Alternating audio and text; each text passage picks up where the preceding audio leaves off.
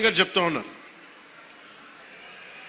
ఇంకా ప్రపంచంలో ఏ నియోజకవర్గం ఇంకెక్కడా రాదు అండ్ ఏది జరుగు ఇక్కడ కొబ్బరాకు పడ్డా కానీ పిఠాపురంలో చాలా దారుణం జరిగిపోయింది. ఒక తాటాకు అక్కడ ఉన్న తాటాకు ఊడిపడిపోతే అమ్మా చాలా దారుణం జరిగిపోయింది. మరి గత ప్రభుత్వ నాయకులను అడగండి, వాళ్ళ నియోజకవర్గం అసలు న్యూస్ ఉంటుందా, ఏం జరుగుతుందో కూడా తెలియదు మీకు. పిఠాపురంలో చిన్న చెట్టు మీద వాళ్ళున్న పక్షి ఈక పడినా కానీ అయ్యా బాబోయ్ పక్షి అంటే ఇది ఎవరిస్తున్నారు మీకు బలం? ఎవరిస్తున్నారు? మీరిస్తున్నారు. చెడు వార్తలకి మీరిస్తున్నారు బలం. ఒకటి మనల్ని తిడుతుంటే మీరు దాన్ని వైరల్ చేస్తే మీరు బలం ఇస్తున్నారు. ఒకటి చెడగొడుతుంటే వచ్చి మీరు ఎదురు ప్రశ్నించకపోతే మీరు బలహీనలు అయిపోతారు.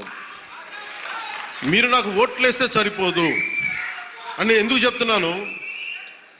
5 సంవత్సరాల పిఠాపురంలో గత ప్రభుత్వంలో ఒక్కసారి మీరు ప్రతి ఒక్కరు మేధావులు చాలామంది ఉన్నారు, పత్రికేయులు ఉన్నారు, చాలామంది విభిన్నమైన పార్టీల నాయకులు ఉన్నారు.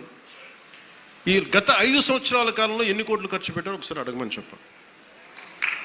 నువ్వు పేరంటాలకి రాలేదు, పబ్బాలకి రాలేదంటే ఒక దేశం కోసం శ్రమించే వ్యక్తిని, ఇంత మందిని ఏకం చేసే వహించే వ్యక్తిని నాకు మీరు ఇవ్వాల్సింది, మేము ఉన్నాం కాచుకుంటాను, మిగతా వెళ్ళి పని చేయని చెప్తే కదా నాకు ఆనందం. అలా కాకుండా వచ్చి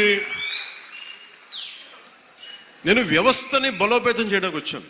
అంటే నా అవసరం లేని నిజమైన నాయకత్వం ఏంటి? నాయకుడు అవసరం లేకుండా పనులు జరిగిపోవాలి సింగపూర్ లాగా. అది కదా అభివృద్ధి అంటే. ఏ పని కావాలన్నా ఎమ్మెల్యే గారి ఇంటికి వెళ్తే కానీ పనులు అవ్వండి, అట్లా అంటే అది అభివృద్ధి కానట్టే కదా లెక్క.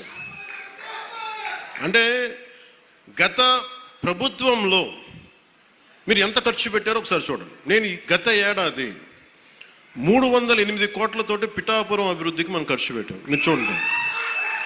అలాగే ఇప్పుడు 200, అది దాదాపు 60-70% పనులు